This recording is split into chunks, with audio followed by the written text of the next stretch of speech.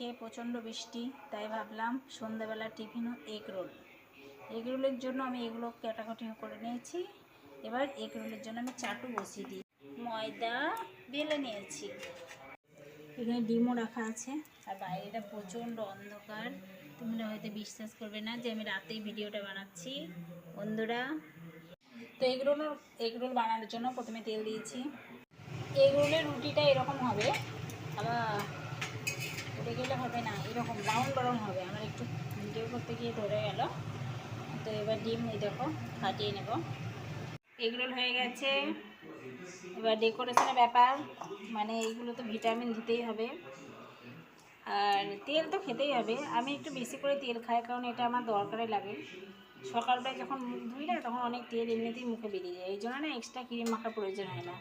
তোমরা যদি কেউ আমার মতো করতে চাও না, এটা ফলো করতে পারো, খুব ভালো। দেখো কথা বলতে হয়ে গেল। এটা যদি কেউ খেতে চাও, এটা এটা টমেটো সস। তারপর এইভাবে গোল করে নেবে।